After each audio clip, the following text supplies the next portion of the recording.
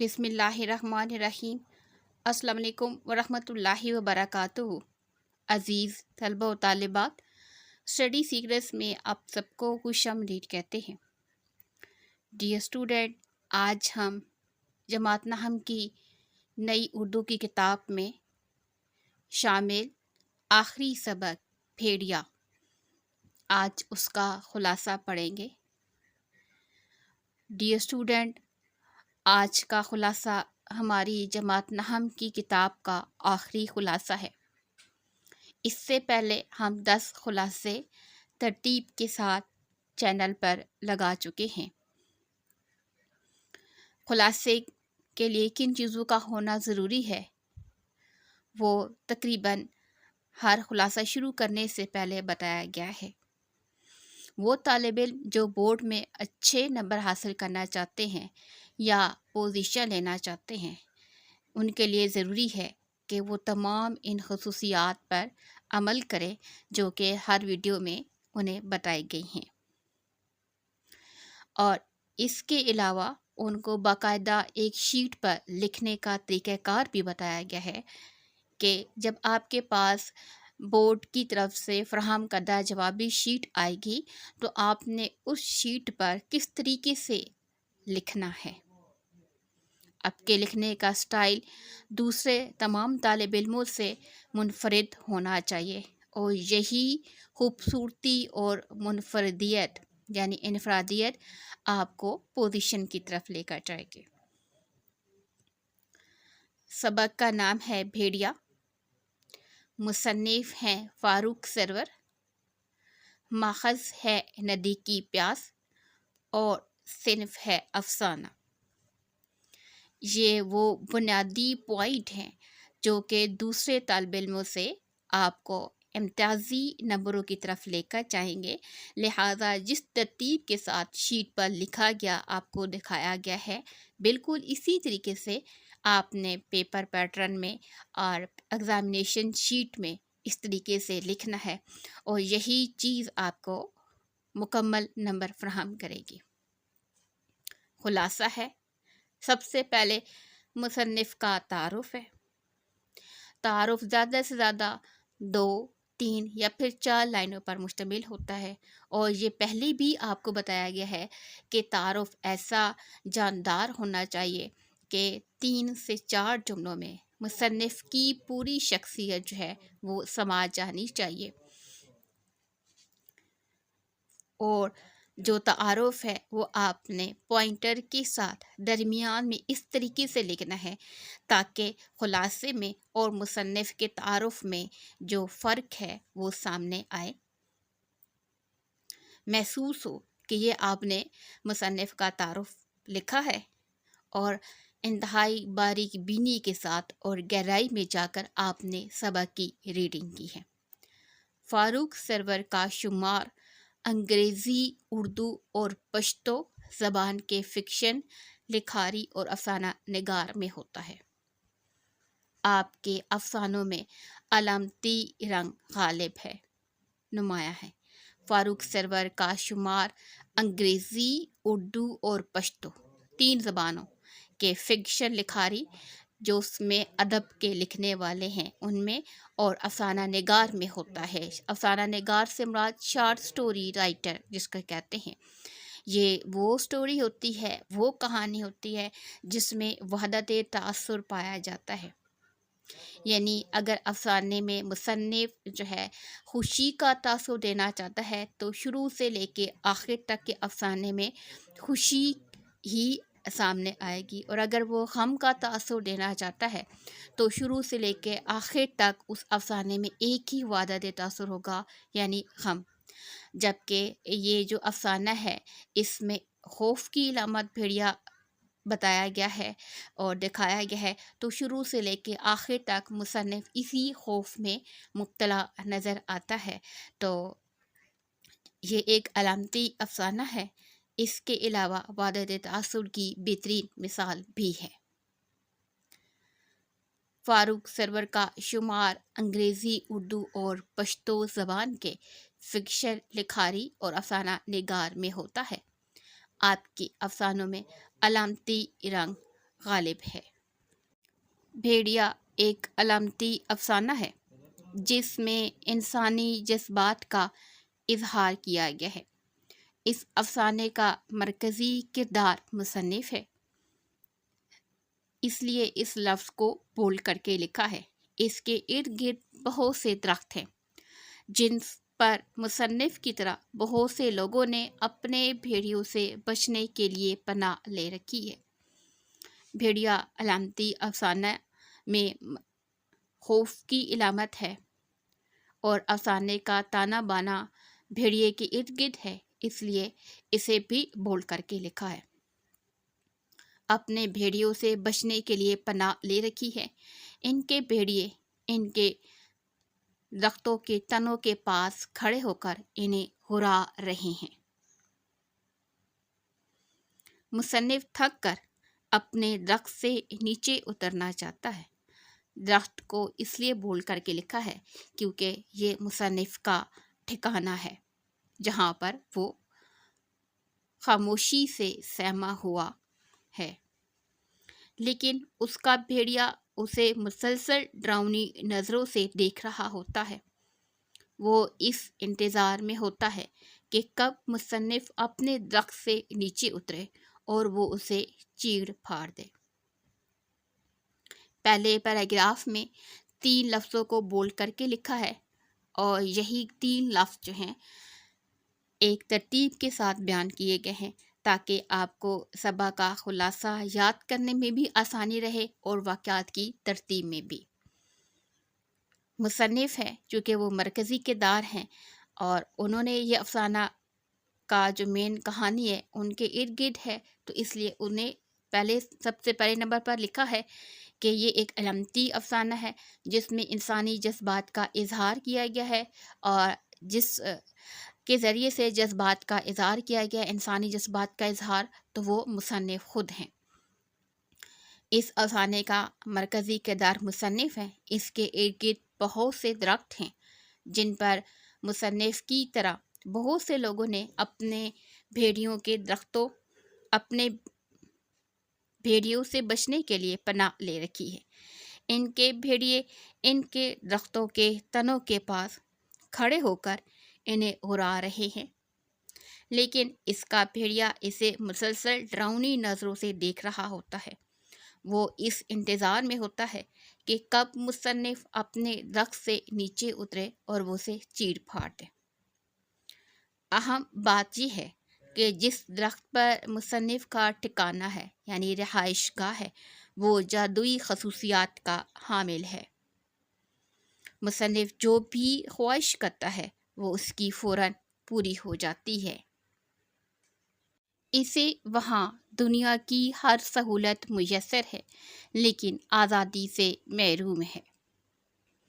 آزادی ہمیشہ قربانی سے ملتی ہے، لیکن مصنف اس لیے محصور ہیں کہ ان میں جرات اور ہمت نہیں۔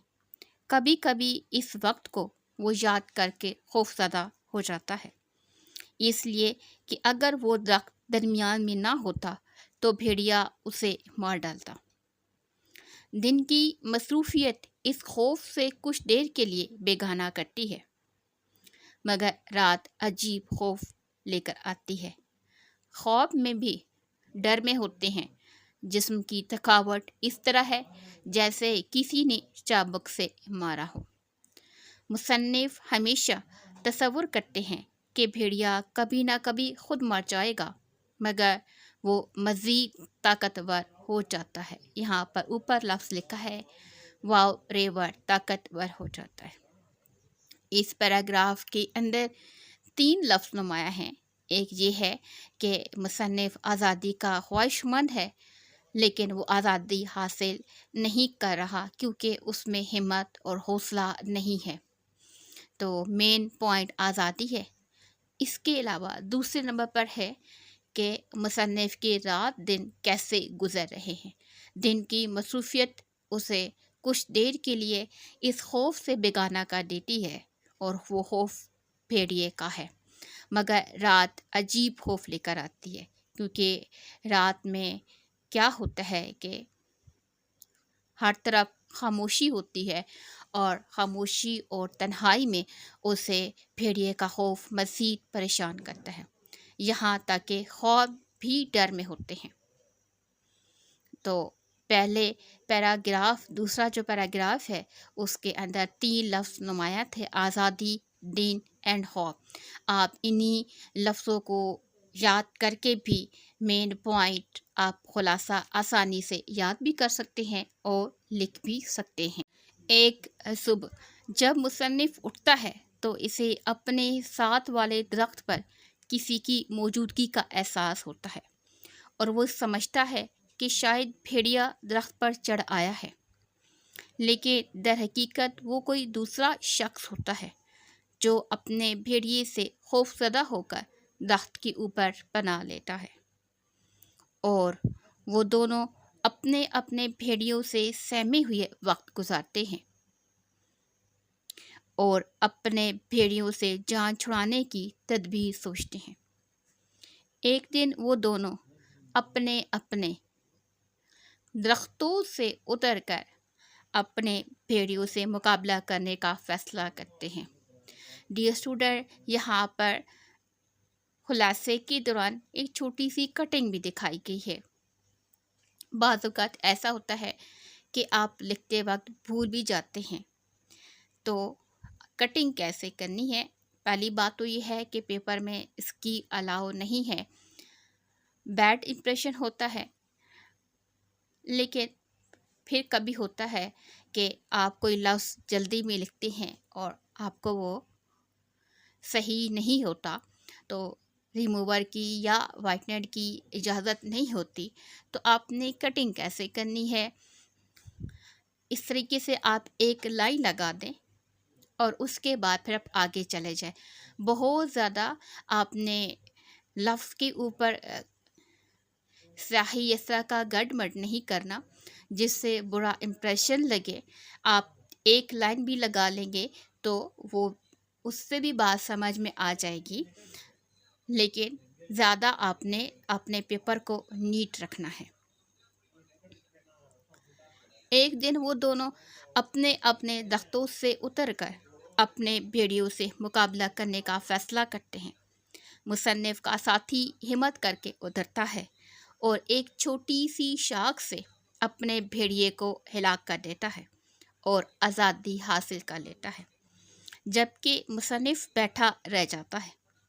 وہ شخص مصنف کو آواز دیتا ہے کہ ہمت کرو، بھیڑیا تمہیں نقصان نہیں پہنچا سکتا۔ لفظ ہے بولڈ، نقصان نہیں پہنچا سکتا، مگر میرا خوف مجھے حصار میں لیے رکھتا ہے۔ پھر مصنف کے خوف میں اس وقت مزید اضافہ ہو جاتا ہے۔ اضافہ ہوا جب اس کا درخت چھوٹا ہونے لگتا ہے اور بھیڑیا بڑھنے لگتا ہے۔ وہ سوچتا ہے کہ اس کی موت قریب آ گئی ہے۔ ڈیئر اسٹوڈنٹ، یہاں پر نیکسٹ پیراگراف کے اندر 4 انتہائی اہم ترین اور نمایاں لفظوں کو بولڈ کیا گیا ہے، اور وہ ہے ایک صبح۔ یہ وہ صبح ہوتی ہے جب مصنف کے ساتھ اس کے ساتھ کے درخت پر جو ہے وہ سرسراہٹ سی ہوتی ہے، کسی موجودگی کا احساس ہوتا ہے ساتھ والے درخت پر، اور وہ خوف زدہ ہو جاتا ہے کہ شاید بھیڑیا جو ہے وہ درخت پر چڑھ آیا ہے۔ تو وہ ایک صبح کا واقعہ ہوتا ہے، اس لیے اسے نمایاں کیا گیا ہے۔ دوسرے نمبر پر دوسرا لفظ ہے دوسرا شخص، دوسرا، کیونکہ یہ وہ شخص ہوتا ہے جو مصنف کو ہمت اور حوصلہ فراہم کرتا ہے، اور پہلے خود جو ہے وہ آزادی حاصل کرتا ہے اور پھر اس کے بعد مصنف کو آزادی حاصل کرنے پر اکساتا ہے۔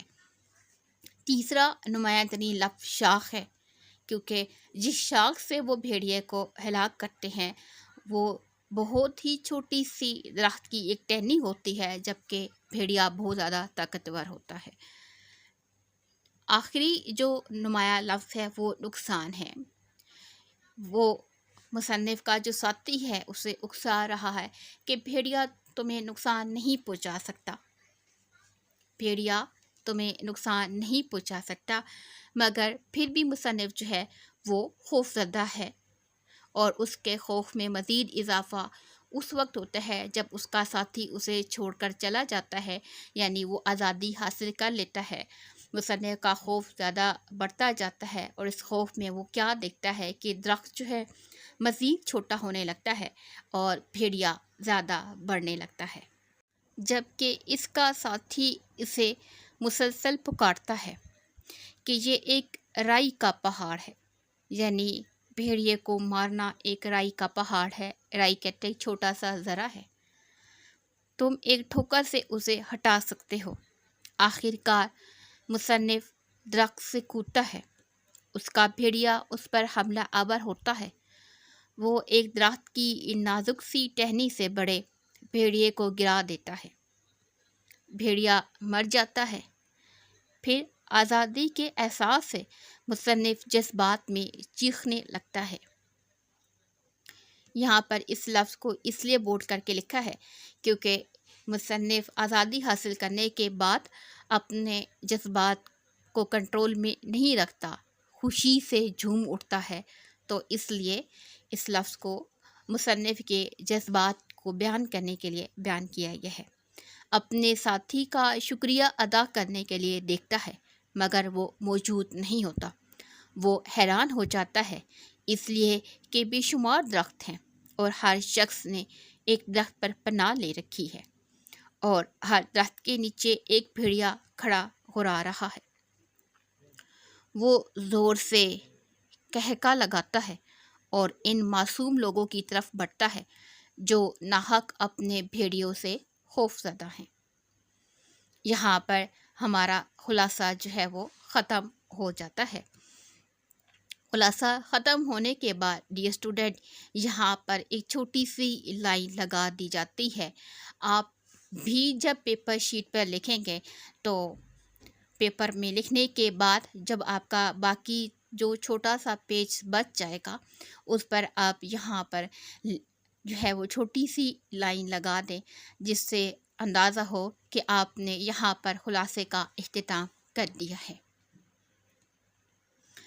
اور اس کے بعد آپ نے نیا سوال جو ہے وہ نئے پیج سے شروع کرنا ہوتا ہے۔